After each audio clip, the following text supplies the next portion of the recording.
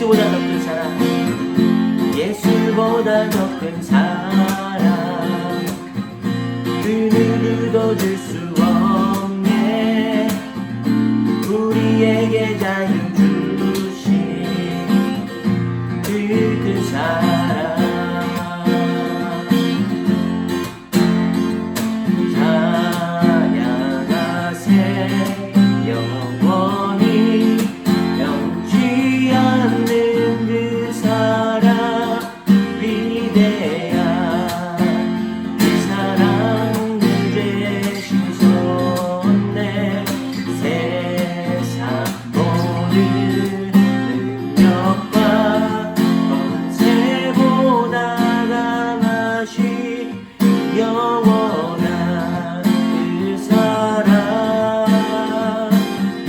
예수보다 더 큰 사랑, 그 누구도 줄 수 없네. 우리에게 자유 주신 그 큰 사랑. 예수보다 더 큰 사랑, 예수보다 더 큰 사랑, 그 누구도 줄 수 없네. 우리에게 자유 큰 사랑.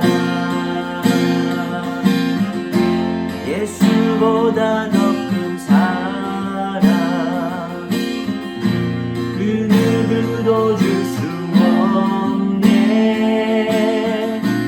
우리에게 자유 주신 그 큰 사랑. 주의 얼굴 구할 때 주님의 영을 부사, 주의 영을 부사, 신 사랑 안에서 주님을 보게 하소서. 주를 보게 하소서.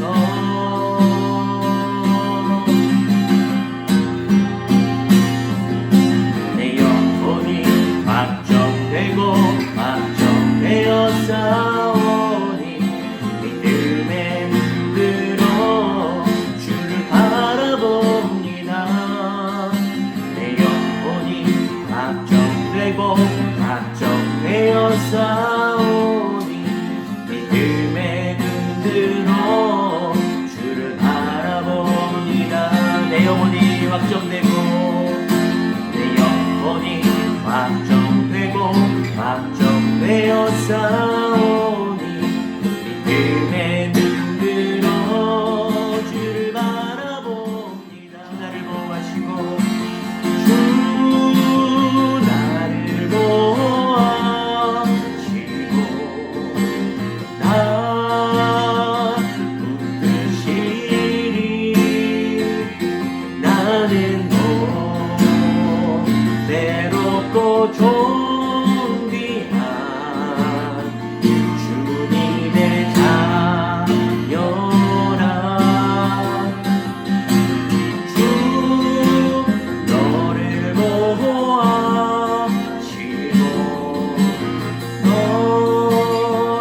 붙드시리. 너는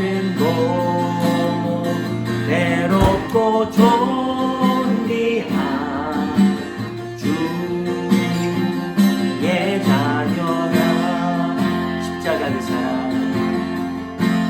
십자가 그 사랑. 멀리 떠나서 무너진 나의 삶 속에 잊혀진 주일에 돌 같은 내 마음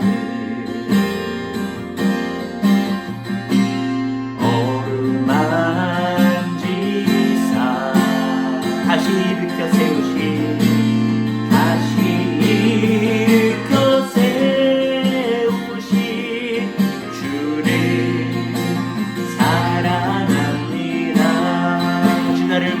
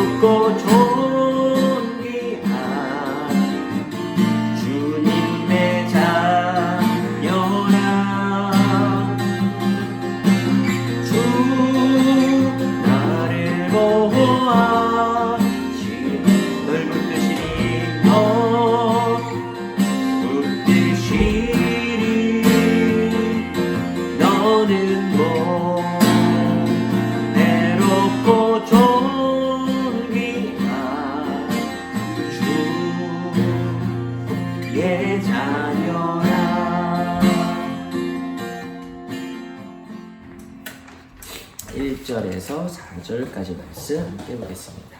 히브리서 1장.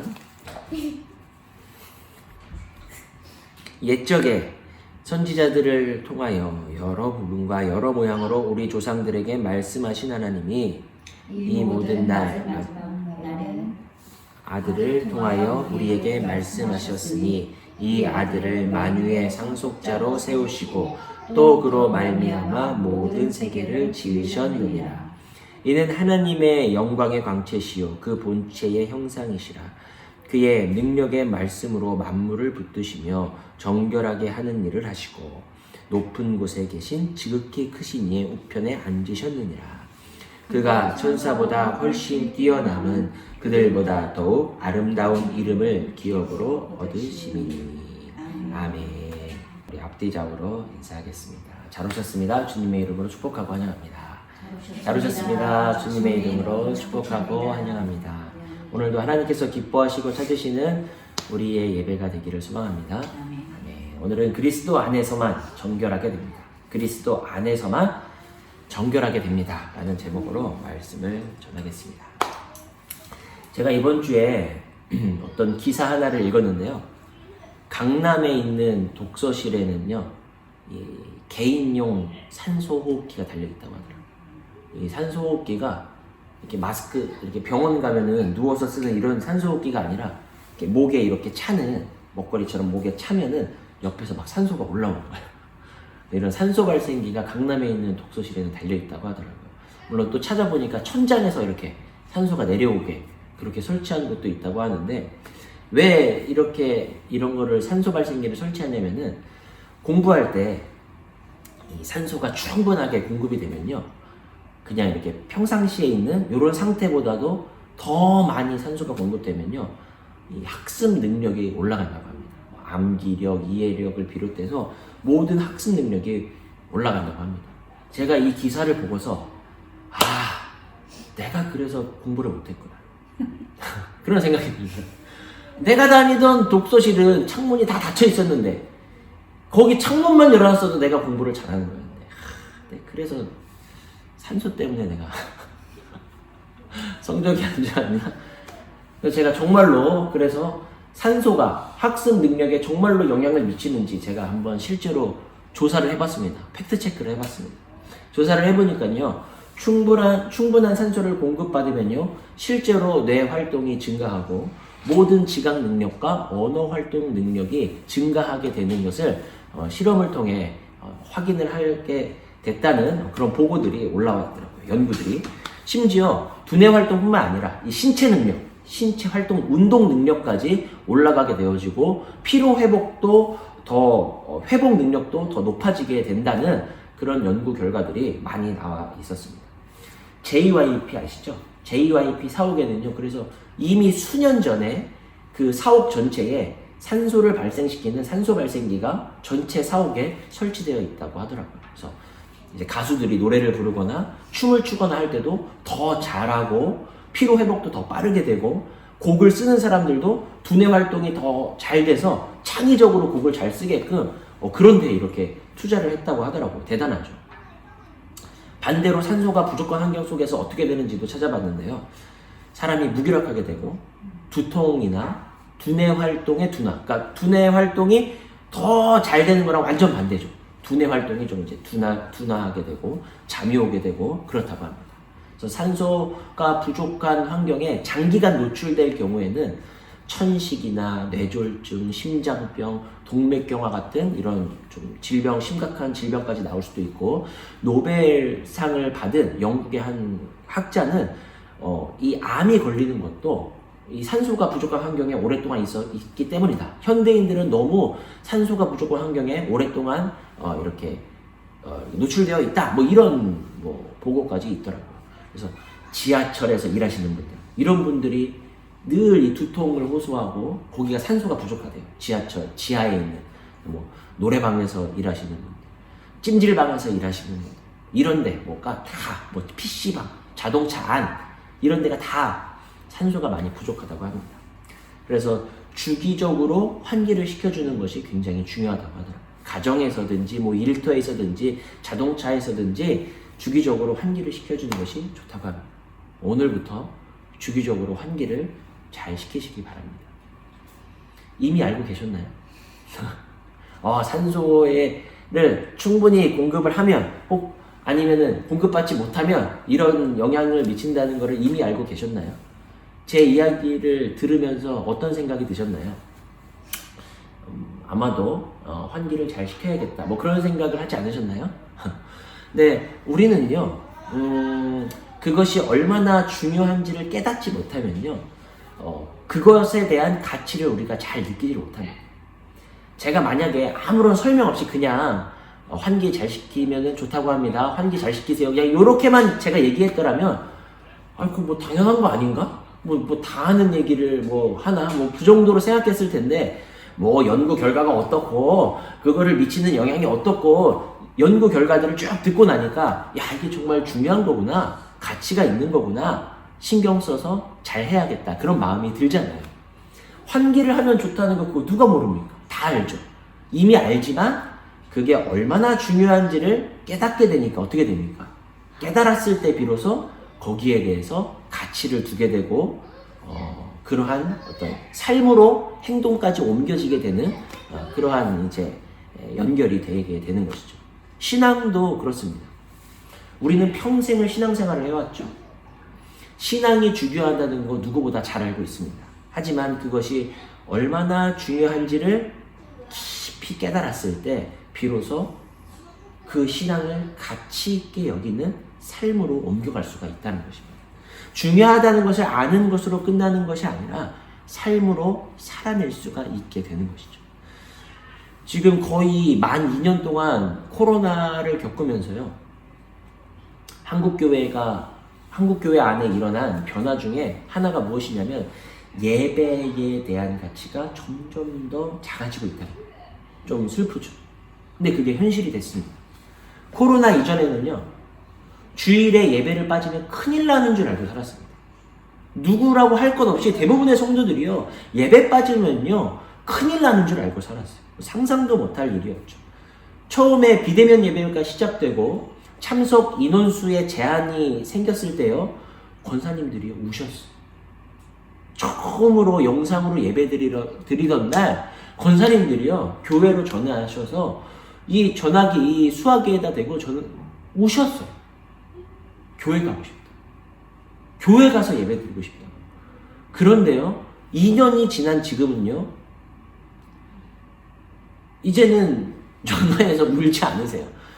뭐 어쩔 수 없죠 뭐 하면서 다 대수롭지 않게 여기시고요. 이제는 이 영상 예배가 너무나 자연스럽고 당연한 것이 되어버렸습니다. 그럼 어느 날은 뭐 놀러 갔다 오면서 저녁에 영상으로 녹화된 예배 영상을 다시 돌려보기도 하고 그러다가 뭐 너무 바쁘고 피곤한 날에는 월요일에 대신 그 예배 영상을 틀어보기도 하고 예배 빠지면 큰일 나는 줄 알고 살았는데 예배를 생명과도 같은 그러한 가치를 여기고 살았는데 지금은 뭐 그럴 수도 있지 하면서 당장 저부터도요. 제가 한 달 전까지만 해도 이제 부교육자였잖아요. 부목사였잖아요. 제가 맡은 교구가 있는데 이제 예배에 나오셔야 할 분인데 안 나오시면 제가 이제 전화를 걸어요. 왜 못 오셨는지 이제 제가 교구 신방을 합니다. 신방을 하면은 몸이 좀 컨디션이 안 좋아서 못 오셨대요. 예전에는 상상도 못할 일이죠. 집사님 컨디션이 안 좋아도 교회 오셔야죠. 교회 오셔서 예배 드리셔야죠 하는데 그러셨구나 집사님 컨디션이 안 좋으셨구나. 이따가 저녁에라도 예배 영상 꼭 보세요. 그렇게 되더라고요. 저도 제가 몸이 너무 안 좋아서 저녁에도 못 볼 것 같아요. 집사님 그럼 월요일이라도 꼭 보세요. 월요일이라도 예배 영상 꼭 보세요. 물론 아예 예배를 안 드리는 것보다는 그렇게라도 하는 게 더 좋겠죠. 근데 목사인 저부터도 뭐 살다 보면 그럴 수도 있지. 그런 마음이 이 2년 동안 우리 안에 생겨나게 돼버렸다는 것입니다. 목사인 제가 예배가 중요하다는 걸 왜 모르겠습니다. 알죠. 아는데 그런데 우리도 모르는 사이에 코로나라는 이름으로 어쩔 수 없다는 이름으로 그 가치가 점점 작아지고 있는 거예요. 그래서 우리가요. 아는 것보다 중요한 것은요. 다시 한번 깨닫는 겁니다. 예배가 정말 중요하구나. 그 어떤 가치보다도 바꿀 수 없이 비교할 수 없이 가장 참 중요하다는 것을 우리가 다시 한번 깨닫는 것이 중요하다는 것을 기억할 수 있으시기를 바랍니다. 아는 것보다 중요한 것은 깨닫는 것이고 그 말씀대로 살아내는 것이 중요한 것입니다. 오늘 우리에게 주시는 말씀 속에서 전하는 저와 듣는 여러분이 한 마음으로 주님의 뜻을 깨달아 그 앞에 순종하게 되는 은혜가 있기를 주의 이름으로 축원합니다. 오늘 저희가요 히브리서 1장 말씀을 함께 보았는데요. 하나님의 아들 예수 그리스도에 대한 말씀입니다.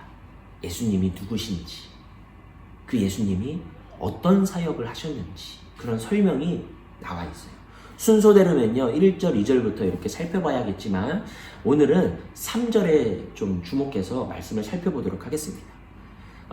잠깐 제가 나중에 한 번 더 이 본문을 다시 다루겠지만 3절과 4절은요 2절에 속한 종속절이라고 해요. 그러니까 2절은 주절, 2절이 주절이에요. 메인입니다. 주절이고 3절과 4절은 이 2절에 종속된 종속절이라고 그렇게 불러요. 그래서 사실 순서대로면은 1절, 2절을 먼저 살펴봐야겠지만 오늘 이거를 다 다루기에는 시간이 너무 부족해서 오늘은 3절에만 주목해서 말씀을 좀 살펴보겠습니다. 3절을 제가 읽겠습니다. 이는 하나님의 영광의 강체시요 그 본체의 형상이시라. 그의 능력의 말씀으로 만물을 붙드시며 죄를 정결하게 하는 일을 하시고 높은 곳에 계신 지극히 크신 이의 우편에 앉으셨느니라. 아멘. 예수님에 대한 설명이죠. 예수님이 누구십니까? 하나님의 영광의 광채시요 그 본체의 형상이시라. 이 무슨 말씀입니까? 예수님께서 하나님이시라는 말씀입니다.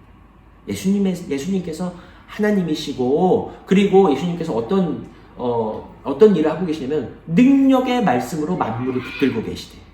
능력의 말씀으로 만물을 붙들고 계시고 그리고요 죄를 정결하게 하는 일을 하시고 그리고 또 지금 어떻게 하고 계시냐면 높은 곳에 계신 지극히 크신 이, 이건 성부 하나님을 말합니다. 아버지 하나님, 성부 하나님의 우편에 앉아 계시느니라. 성부 하나님의 우편에 앉아 계시다고 저희가 이제 신앙 고백할 때도 이러한 고백을 하죠. 예수님께서 이렇게 계시다라는 그러한 설명이 이 3절에 있습니다. 여기서요 특별히 우리가 주목하길 원하는 것은 죄를 정결하게 하신다. 이 죄를 정결하게 하시는 일을 예수님께서 하신다는 이 구절에 우리가 좀 주목했으면 좋겠습니다.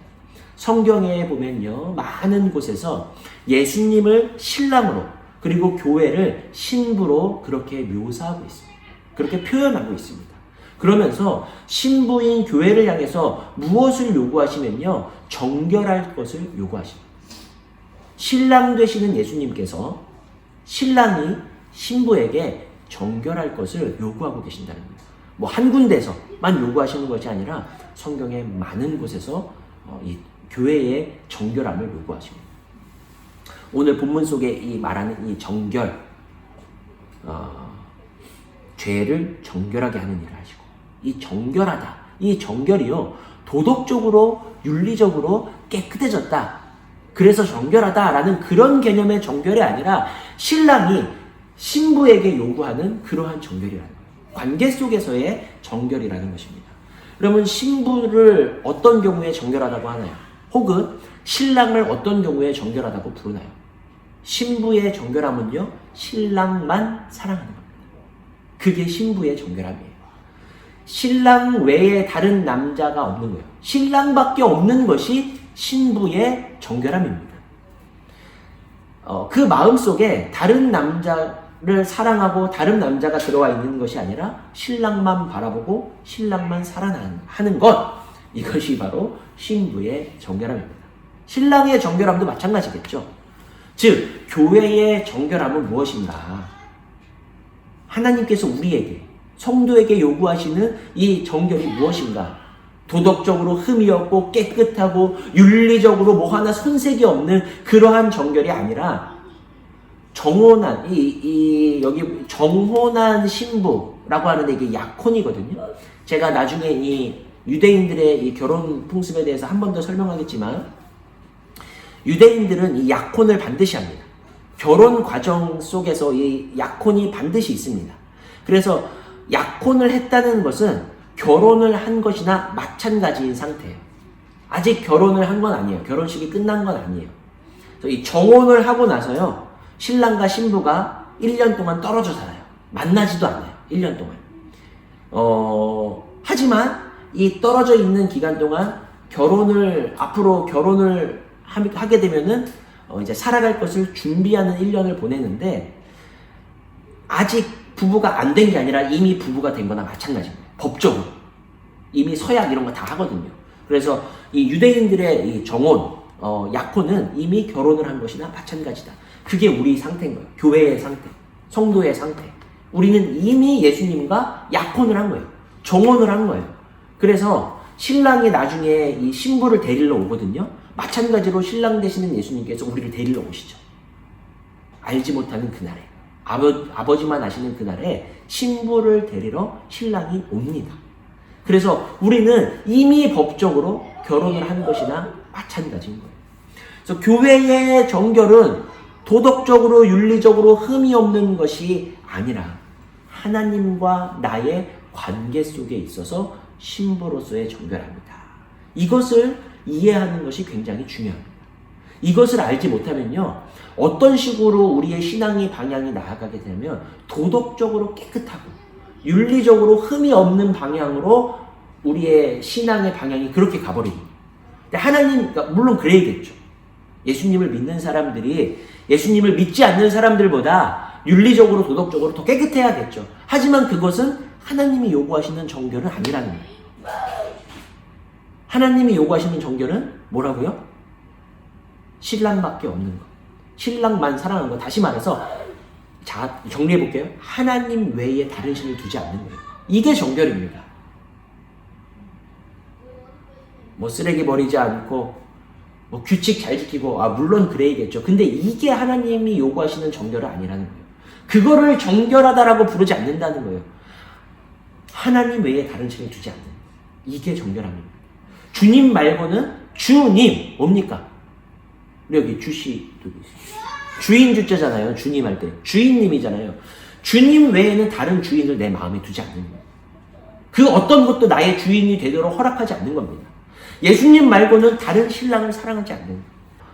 예수님만 알고, 예수님만 바라보고, 예수님만 의지하고, 이것이 그리스도의 신부된 교회의 정결이고 성도의 정결이라는 거예요. 하나님 앞에서 정결한 신부가 될 수 있는 우리 모두가 되기를 바랍니다.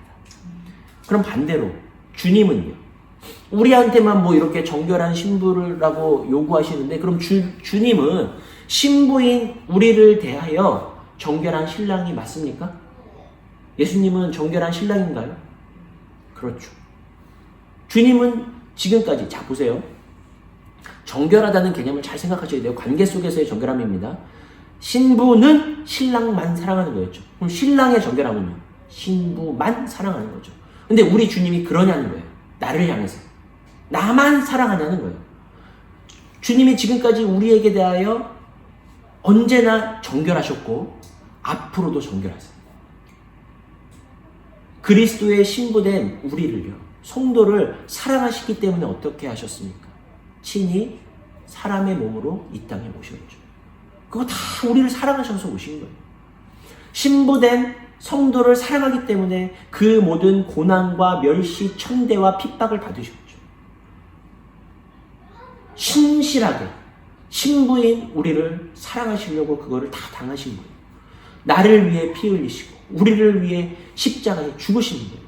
주님께서 보여주신 모든 사역이요, 신부된 교회를 사랑하시기 때문에 보여주신 사역이시라는 거예요. 아까 보시면은 그 능력의 말씀으로 만물을 붙드시며, 이거 왜 붙들고 계신지 아세요? 신부를 사랑하시기 때문에.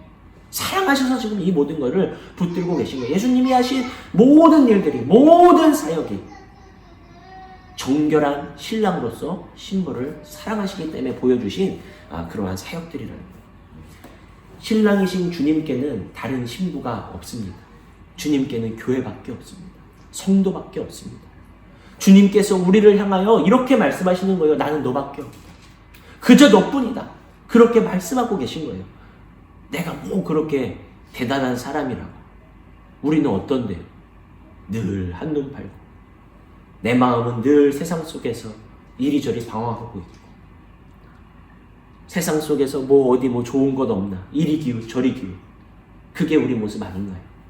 그런데 이런 나를 향해서 주님께서는 언제나 정결한 신랑이 되어주셨다는 겁니다.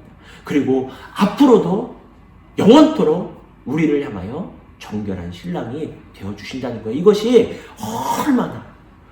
얼마나 우리에게 감사하고 또 큰 은혜인 줄 모르겠습니다. 너무나 감격스러운 감사의 제목인 줄로 믿습니다. 너무나 감사한 찬송의 제목인 줄로 믿습니다. 신랑 되신 예수 그리스도께서 늘 신실하게 한결같이 우리를 향하여 사랑으로 정결하신데, 그러면 신부된 우리도 그래야 되잖아요. 해야 되잖아요. 정결한 교회, 정결한 성도가 돼야 하잖아요. 여러분, 우리 교회 이름이 맛있는 교회인데 정결한 교회가 돼야 맛있는 교회지, 안 정결하면 맛없는 교회죠. 그 이름값도 못하는 교회 아닙니까? 그러면요, 어떻게 하면 정결해질 수 있습니까? 어떻게 해야 우리 교회가 정결한 교회가 되겠습니까? 예수님만 알고 예수님만 사랑하는 그런 성도가 우리가 어떻게 될 수 있겠습니까? 정답은 이미 여기 다 나와 있어요. 본문에 11장 3절에 어떻게 정결하게 된다고 합니까? 예수 그리스도를 통하여. 예수님께서 그 사역을 하신대요. 죄를 정결하게 하며 예수님의 십자가의 보혈의 능력이 우리를 정결하게 합니다. 여러분, 우리의 노력이나 우리의 애씀이나 그런 것들로 우리가 정결하게 되는 게 아니에요. 사실 우리는 정결하게 될 수 있는 능력이 사실은 우리에게 있지 않습니다. 누구에게 있습니까? 주님께 있는, 예수님께 있는 거예요. 우리의 신랑 되시는 예수 그리스도께 우리를 정결하게 하시는 그 모든 능력과 은혜가 예수님께 담겨져 있다는 겁니다. 혈루병을 앓은 여인 아시죠? 이 여인이요, 율법상 부정한 여인이었어요. 부정한 사람은요, 만지는 게 전부 다 부정해져요. 사람을 만지면 그 사람도 부정한 사람이 되고요, 물건을 만지면 그 물건이 부정한 물건이 됩니다. 부정한 사람과 닿는 모든 것이 다 부정해집니다. 그래서 이 부정한 사람은요, 이 혈루병 걸린 여인은 부정한 여인이죠. 율법에 의해서 이 혈루병이 고침을 받지 않는 이상 이 여인은 그 병을 가지고 있는 앞으로도 계속 부정한 사람인 거예요. 길을 가다가 저 앞에서 누가 오잖아요? 그럼 이렇게 말했어야 됩니다. 나는 부정하다. 나는 부정하다. 왜요? 실수로라도 이렇게 툭 치거나 닿으면은 그 닿은 사람도 똑같이 부정한 사람이 되기 때문에. 이건 문둥병에 걸린 사람도 마찬가지예요. 길 가다 누가 오면 그렇게 외쳐야 됐어요. 나는 부정하다. 나는 부정하다. 사람들이 피해갈 수 있게. 그러면 사람들이요, 그냥 피해가지 않아요. 이 당시에 사람들은요, 이런 부정한 병에 걸리면요, 그만한 이유가 있었을 거라고 생각했어요. 하나님의 저주를 받았다. 네가 죄를 지었으니까. 근데 꼭 죄를 지었다고 해서 병에 걸리는 것은 아니죠. 근데 이 당시 사람들은 그렇게 생각했어요. 그래서 그냥 지나가는 것이 아니라 이 여인을 정죄하면서 지나갔습니다. 나는 부정하다. 나는 부정하다 그러면요, 이게 사실 우리가 이거를 한문으로 번역해서 부정하다지, 우리가 평상시에 사용하는 일상 언어로 번역을 하면 더럽다는 거예요. 나는 더럽다. 나는 더럽다. 여러분, 이 여인이요, 얼마나 수치스러웠을까. 모르는 사람을 만났는데 나는 더러운 여자라고 외치는 것이, 침을 뱉고요, 조롱하고요, 저주를 퍼부으면서 인상을 찌푸리고 사람들이 그렇게 지나갑니다. 너 같은 죄인은 벌을 받아도 싸다고. 이 여인의 상처와 눈물은 아무도 관심이 없었습니다. 그런데 하루는 이 여인이 예수님에 대한 소문을 듣게 됩니다. 그리고 예수님이 지나가는 그곳에 찾아갑니다. 무리들 틈에 껴서 예수님을 찾아갑니다. 이 사실이 발각되면요, 이 여인은 돌로 쳐서 죽임을 당합니다. 예수님의 옷자락에 손만 대어도 내가 날 것 같다는 그런 믿음을 가지고서 나가는데요, 예수님의 옷에 손을 대는 것도 안 되고 무리들 틈에 껴있는 것도 안 됩니다. 율법상 안 되는 거예요.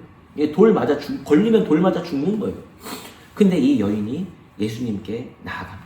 그리고 예수님의 옷을 대었을 때 어떻게 됐습니까? 예수님이 부정하게 됐나요?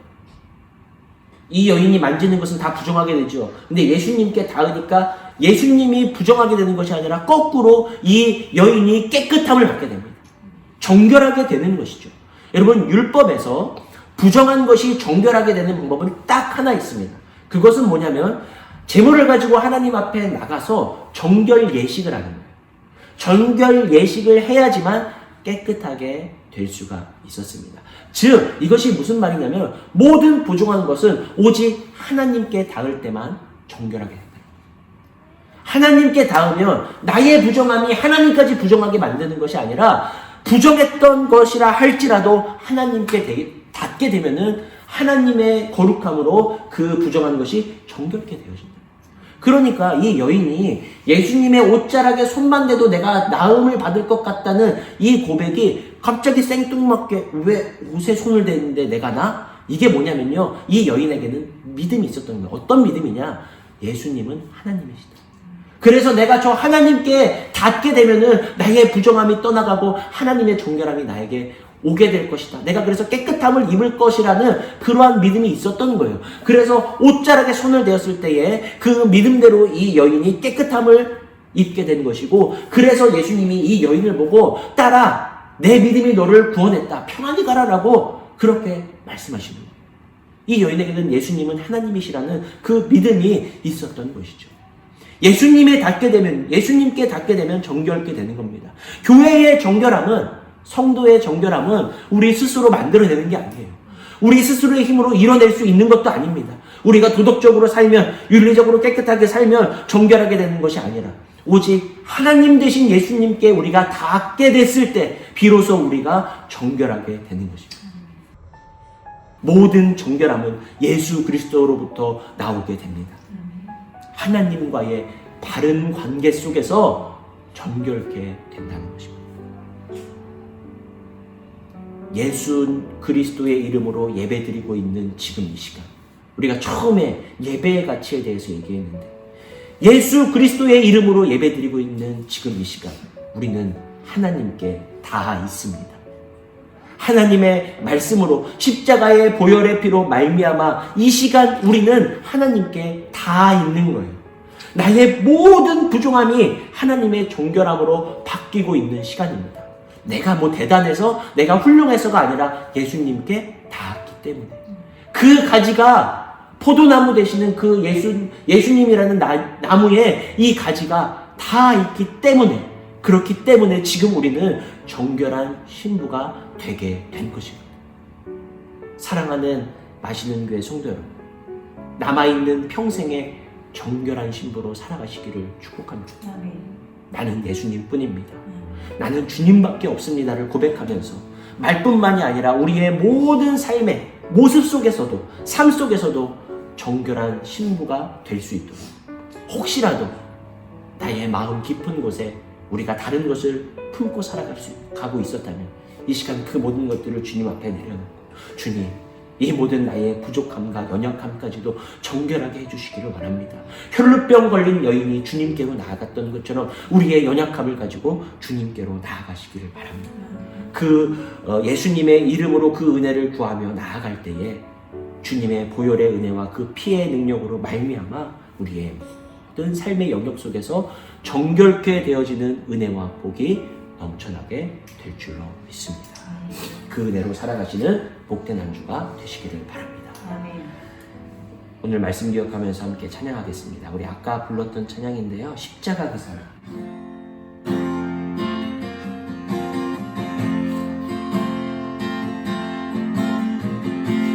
십자가 그 사랑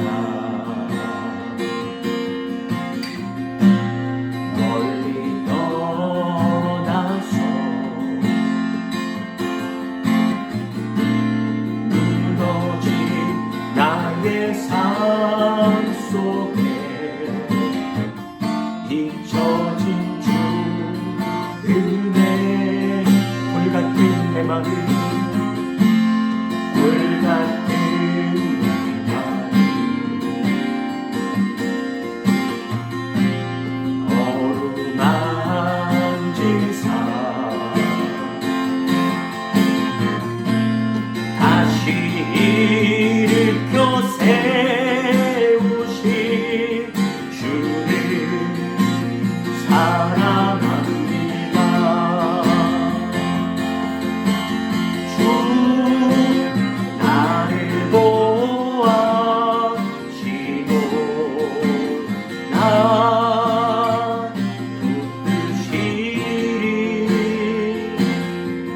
나는 괴롭고 존귀한 주님의 자녀라. 주 너를 보호하시고 너 붙드시니 너는 괴롭고 존귀한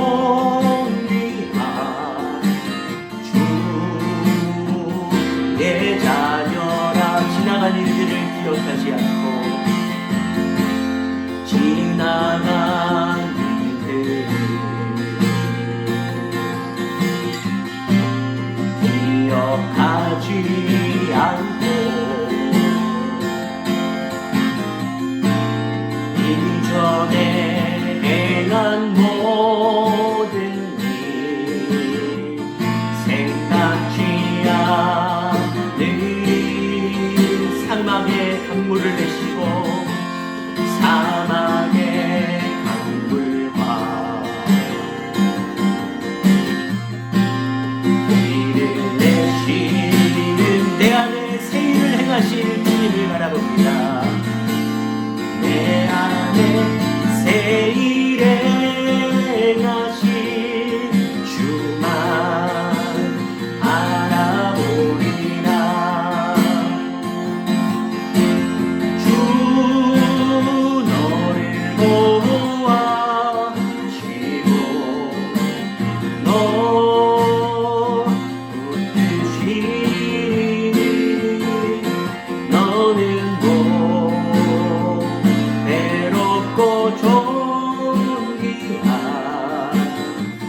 주님의 자녀라.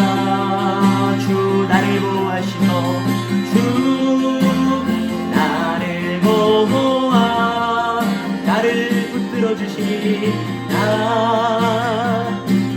붙드시니 나는 괴롭고 존귀한 주. 우리 말씀 기억하면서 함께 기도하며 나아가겠습니다. 살아계신 하나님, 주님 이 시간 우리를 주님의 신부로 불러주시고 주님께 나아가 예수의 이름을 부르며 찬송하며 그 십자가의 은혜와 공로를 찬송하며 나아갈 수 있는 은혜를 주시니 감사하며 예수 그리스도의 보혈의 능력으로 나를 붙드시고 깨끗한 여 씻어주시고 정결케 하여 주시옵소서. 정결한 교회가 되게 하여 주시옵소서. 정결한 성도의 삶을 살아가게 하여 주시옵소서. 주님 안에 깨끗게 되어지게 하여 주시옵소서. 존귀한 주의 자녀로 살아가게 하여 주시옵소서. 주님 나를 보호하시고 나를 붙들어 주시고 나와 함께 하시는 주님을 바랍니다. 우리의 임마누엘 되시는 주님을 찬송하며 나아가오니 나를 붙들어 주시옵소서. 나를 붙들어 주시옵소서.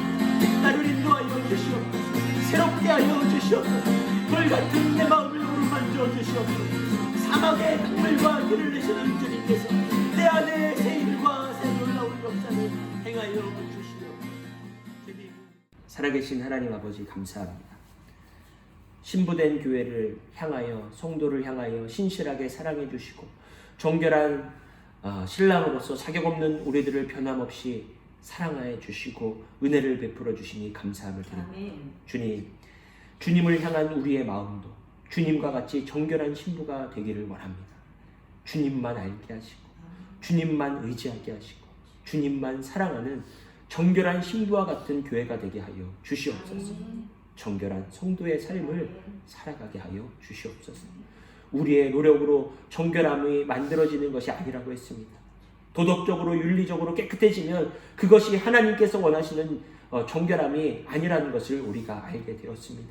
주님께 오직 다 있을 때에 혈루병에 걸린 여인의 부정함이 정결함으로 바뀐 것처럼 이 시간 주님을 찾으며 주님의 이름을 부르는 자마다 주님을 만나고 주님께 닿게 되는 역사가 있게 하여 주시옵시고 주님의 보혈의 능력이 임하게 하여 주시옵소서. 그 피가 나를 살리고 새롭게 하는 은혜와 능력을 덧입게 하여 주시옵소서. 우리의 한 주 속에 그렇게 일하실 주님을 기대합니다. 우리의 한 주 속에 그렇게 일하실 주님께 모든 것을 맡겨드리고 주님과 동행하는 복된 한 주를 누리게 하여 주시옵소서. 이제는 우리 주 예수 그리스도의 은혜와 아버지 하나님의 지극하신 사랑하심과 성령님의 놀라운 역사하심이 이제 주님만을 사랑하며 주님만을 의지하며 살아가기를 간절히 소원하며 나아가는 모든 우리 맛있는 교회 성도들 머리 위에 그 가정과 한 주의 삶과 앞날 위에 이제로부터 영원까지 함께 계실지어다. 아멘.